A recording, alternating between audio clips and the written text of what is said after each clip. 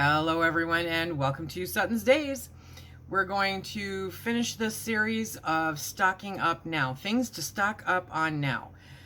As you know, the world is on fire, all kinds of crazy things going on. Inflation is getting worse and worse and worse, and there is an impending recession. So to be able to stock up today at today's prices will help you deal with what's coming farther down the line, okay? It's going to get difficult. It's just going to get difficult. I mean, if you think back 2 years ago, did you think we'd be where we are now? No, it's just going to be difficult. And so the more that we can stock our pantries, the more that we can hedge our bets on inflation, the better off we will be. And this continued list is a list of things just to spark an idea, make you think about all different aspects of your pantry. Maybe in some cases, think about it a little differently than you did before, like using, soy powder instead of stocking up on soy sauce. All the different things like this that can really help make your pantry a fully functioning pantry that will keep you and yours happy and healthy when prices start getting even worse, because everything I'm hearing is that they're going to. So I want to make sure that we are good, we are covered, and this is my list. I hope that it's helpful, and we're going to keep going. So number 21 is beverages, and there's any number of things that you can stock up on now that will help you in the future. One of the things that I did during the pandemic is to make sure that I had those flavor packets with electrolytes in them. Huge, okay? Hugely helpful. They're helpful if you get sick. They're helpful if you're out working in the heat, that kind of thing. So being able to have the electrolytes without having to go buy something that's already in its liquid form, just add water, poof, you're done. It's a great thing. So let's go through. We've got a few different ones here. No lie, okay? I still have not completely kicked it. But soda. So if you are an avid soda drinker, if you can catch a good sale, stock up on it a little bit. They don't last indefinitely. I have had soda that doesn't taste right. And it's because the store that I bought it from purchased it from another store. It sat in both places for way too long. And by the time I consumed it, I went, wow, this is really bad. And, not, yeah. So it doesn't last forever. You can combat this if you're interested in buying something like a Soda Stream. Me personally, I'm working on weaning myself off of it. So, but I know soda, I know. Another thing, regardless of age, honestly, is KoolAid. KoolAid is, it's been a staple forever. And now they have the sugar-free kind. They've got the sugar kind. They've got all the kinds. Flavor boosters, any of those ones that you can squeeze into your water, the liquid that's already squeezed into your water. Those are storable. You can stock up on those. I've never seen a really great price on them, but you could do it. Things like Gatorade. That's that powdered Gatorade, or there's another one out there that is fantastic. It has the electrolyte factor in there. Tang. If it's good enough for astronauts, right? It's good enough for us. Remember teas, coffee, hot chocolate mix. Remember that hot cocoa mix also comes in strawberry flavor. Think quick, okay? And things like Crystal Light, if you're watching your sugar, they've got a lot of sugar-free ones that are out available now. In the packets themselves, the individual packets themselves, which honestly, I think they give us too much of that powder for the small size bottle that they're saying they recommend it for. I normally go to at least twice that. I go to a 32 ounce bottle or something for one of those packets as opposed to a 16.5 ounce bottle, because to me, they're just too sweet. But you do you, make them last, make it work. It's a really great thing to have some alternative if you're tired of just drinking plain water. But water is king. So make sure to stock up on your water also. This one is not for everyone, and I get that. Alcohol, okay? So just basic alcohol. I'm not talking about Kahlua or slow gin or anything like that, right? I'm talking about vodka or gin or whiskey or bourbon. These are all things that can be used for a few different items. The big one is you can turn them into other things, like making your own vanilla extract with bourbon or with vodka or, rum even. The other one, of course, is naturally for consumption. Bartering and trading if it gets to that point, bartering and trading, they are great to have on hand for that. And for medical purposes. They're sufficient in an emergency for some sterilization. If you have a problem with alcohol, don't store them. Okay? I don't ever want anybody to be tempted by them, so don't store them if that's the case. But if you don't have any issues with alcohol, they're a great thing to have on hand. Try to purchase them in glass bottles as opposed to the plastic ones. Plastic will degrade over time. You know, it'll take a long time, but they do. So the glass bottles are better for that purpose. And glass bottles are reusable for a multitude of things also. But alcohol. Popcorn. I guess I could have put this under grains, but it's popcorn. Hello. Popcorn you can do a whole bunch of different things with popcorn, right? I mean, you can put different kinds of powders on them. You can put jalapeno powder on it. You can put cheese powder on it. You can put just butter and salt on it. You can put Fiesta Ranch mix on it. Yes, I know. Popcorn is a super easy, simple snack. It's satisfying. It gives you a little bit of that crunch. You know, all ages seem to enjoy popcorn. So, and from what I'm told, I have not done it yet. What I'm told, you can actually grind that down and use it for things too. So, popcorn. Something that I strongly recommend getting is some kind of gelatin / JellO. Okay. They have it with sugar, without sugar. You take your pick. They have a multitude of different flavors. It has been more difficult to get your hands on it over the past year. The variety is less, and the cost is up a little bit, right? But I do tend to stock up on the great value ones. I probably have a couple dozen of them in the pantry. Every now and then, we get in the mood for JellO. I don't know what to tell you, but it's also great if you sprinkle it over cream cheese, the sugar-free stuff over cream cheese. It's a great little treat. It sounds weird, but it's good. So JellO is just one of those things. It takes some water and a way to cool it, and you have a really cool thing there. It's also nice if you're not feeling well. You put that hot water in there with it, right, and stir it up, let it come down in temperature a little bit. It's nice to sip. It's nice and easy on your throat to sip.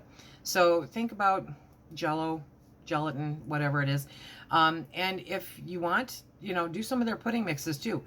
Those simple kinds of treats during a stressful situation can sometimes calm everybody down. Okay, another calm thing is candy and chewing gum. I know it sounds weird. Chewing gum, right? We don't chew a lot of gum, but we'll go in phases where one of us has a container of gum in our truck, you know. It's like, oh, you know what? The gum sounds good. It keeps your mouth wet, you know, when you're out and about and you don't have something to drink. It just gives you that little oomph. It gives you the chewing satisfaction. So gum, but also candy is a really great thing to keep around. So hard candies, you know, chocolate candies, like Hershey Kisses, that kind of thing. You can vacuum seal the Hershey Kisses. I've had them last 5 years vacuum sealed. Yes, I have, and they were perfectly good to eat. Ask me how I know. And then there's different hard candies that you can get. I remember as a kid, Brock's had those tubs that you could, you know, go scoop out so much. My grandmother always had a huge basket of butterscotches. Butterscotches were her thing. She always had a huge basket of them in her kitchen. They're good, okay? And sometimes a piece of hard candy will make the world a better place. We're going to get a little bit into some different things now, and that is supplements. Vitamins, cold and flu remedies, hay fever, runny nose stuff, right? Pedialyte is good for everyone. Tums or Alka-Seltzers, whatever you feel like you may need. Over-the-counter medications are very helpful during times of stress. You can fine-tune that list. You know, make sure you've got your acetaminophen or your ibuprofen or your aspirin or all of the above. Make sure that you've got some cough syrup. Make sure that you've got something for a bad stomach, right? Make sure you've got something for constipation. Make sure you've got something to stop, you know, anti-diarrhea medication. Anyway, you know, kind of run through the gamut. What have you run into in the last 2 years? Don't base it off the last 365. Base it off the last 2 years. What kind of ailments have you run into where over-the-counter medications helped you get through it? Sinuses, literally, it looked like a smoke cloud for a while. It was so thick blowing the pollen outside the last few days. that without some kind of allergy medication, I was going to lose it. I thought I was coming down with COVID. So, I mean, it was really, really bad. So, think about all that stuff. Now, they don't last forever. Their potency reduces over time. But I have taken Sudafed that is, 2 years old quite well with no problems at all. Some of it will reduce faster than others. We don't go through a lot of painkillers, but I make sure that we always have some on hand. They're very helpful, anti-inflammatory, all that fun stuff. So do your research on which ones are best for you. Find out from, talk to your doctor. I am not a doctor. I don't play one on TV. So talk to your doctor about what kind of over-the-counter medications would be good for you to set up for your home pantry, okay? He'll look at you like, you want to put that in your food? No, you just, for your home, for the upcoming season, because winter's coming. Hopefully not for a while. The next one is paper products. I'm going to end up getting grief about this, and I'm fine with that. So you do you. Always you do you. But toilet paper, I'm a huge advocate of toilet paper, right? Stock up on your toilet paper. Paper towels. I use paper towels still. They come in handy for us, for the way that we live our life here. Yes, I would love to have an alternative. Yes, I eventually will move to an alternative. But for right now, this is where I'm at. I'm using paper towels. Napkins, I don't use a whole bunch. I might get some around the holidays, but for the most part, we use the paper towels. And to me, that's more affordable. Paper plates, I am a huge proponent of, because to me, it's easier than doing all the dishes. When I was feeding, 8 people for dinner, it's just easier. I love you. Here's some paper. Love me back and don't make me wash more dishes. We do it because it's easier, as far as dishes goes. But in the wintertime, they don't end up in the trash. They end up in the wood burner. They start fires, okay? They keep our fire going. It, to me, is just the easiest way to handle. Also, in emergencies, all of the above are very helpful because you don't have to use water, because you can just dispose of them, because they do have alternative ways to dispose of them, instead of just throwing them out. Pardon me, you can burn them. So even if you don't use them every day, it's a good idea to have a stash of them just in case. Like, say if your power goes out. We just had another storm around here. Yes, we did. Parchment paper. I really love parchment paper, okay? I love it when I bake. I love it when I do anything in the oven, like sausage or bacon or anything like that. I love parchment paper. Yes, I do. And I like it more than, what do they call it? Aluminum foil. Thank you. I love it more than that for those purposes. It's a preference. You decide. Cups and straws may or may not be paper. A lot of times people will get like the solo cups, and I have about 1,000 of them in my pantry in case of emergency, and for summer when we do barbecues and stuff, they're very handy to have. Straws, we don't use a lot of here. We really don't. I really appreciate a lot of the restaurants in our area that are starting to use the paper straws, because I do think that they are much better. But I also think that drink out of a cup. You'll be just fine. I kind of switched back here. I don't know why I did that. But anyway, crackers. Crackers are great. Crackers are wonderful. So think of saltine, Ritz, graham crackers, and cookies, okay? You can take a bunch of those and you can vacuum seal them into jars if they have a low oil content. So I can speak from experience that whole wheat crackers don't vacuum seal very well. Regular white crackers, saltine crackers, those vacuum seal beautifully. Oyster crackers vacuum seal beautifully. Ritz crackers are good for about 6 months-ish. Graham crackers, love them. They handle the sweet tooth when you have them. Cookies, obviously, I love them. But we always go for the cheapy ones, nothing spectacular. If I want a gourmet cookie, I'll make it. But these are pretty much just, something sweet just to take care of that itch. So all of those can be vacuum sealed and put up. Rotate through them. Make sure to keep an eye on your dates. But definitely with your crackers, like what did I show the other day? A picture. I had some chicken salad that I made with my ugly chicken and my Thrive cranberries, and I was using Triscuits, the Gouda flavored Triscuits. Holy Hannah, when I tell you those are amazing, they are amazing. And that combination was insane. I was so happy with myself. But they're not great for long-term storage because they do have that whole wheat oil content in them, and they just don't store long-term very well. But short-term, sure. Okay, the next one, aluminum foil. The bigger amount you can get, the better, because you can use it for so many things. That can actually be turned into stuff, right? You can use it to create a vessel to cook your meals. You can use it to wrap them up afterwards, leftovers. You can use it, I mean, the uses for aluminum foil are probably a video on its own. And when all else fails and you need some comic relief, you can make a hat out of it, okay? So aluminum foil. And if you get that from someplace like Gordon Foods or a restaurant supply store, you can normally get those big ones for a very good price. But then you have to figure out where you're going to store them. Plastic wrap. I do use a little bit of plastic wrap, but not a lot. Not a lot at all. But plastic wrap is another handy thing to have. It can wrap your breads, you know, your pastries, that kind of stuff, so that they last a little bit longer. So, you know, think about getting a couple of those. And last but not least, we actually hit 31. We have plastic baggies. Those are your Ziploc type bags, you know, and I highly recommend different sizes. You can probably hear Phil on the quad outside.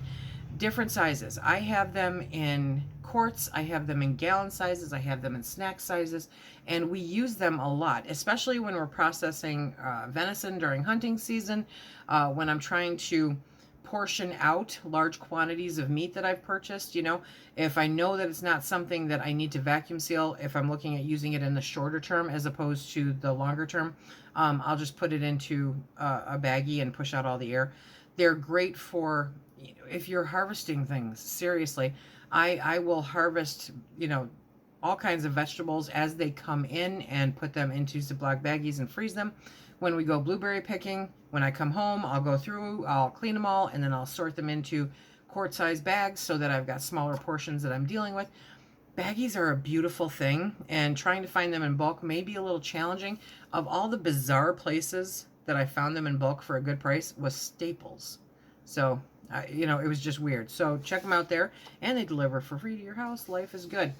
So that is my list. I hope this kind of brought up some things that you hadn't, you know, thought of, or maybe you have and you have more that, you know, you can add to it. That would be great down below too. Per request, I created a PDF. The link is down below for you, and I hope that you will take a look at that. I will also link to the water flavoring that I ended up picking up with the electrolytes in it, because it's good, and it's actually great when somebody's not feeling well to make sure those electrolytes stay up. For those of you that are asking, Phil is doing very well. He was on the quad outside. He had a mild case, and he lost his taste and smell for about a day and a half too. And then other than being tired and still a little sinusy, which honestly at this point we don't know if it is the pollen flying through the air or if it is still, you know, from the virus, but he's doing much better. And so I thank all of you for your consideration and your thoughts. You make me very, very humble. I appreciate you. Okay, so check out the link below for the, pardon me, for the PDF that you can print out that has all of the things we've talked about for the last 3 days. And I hope that you will stick around, because we've got more great content coming up here in the next coming week. Until then, everybody, please be safe.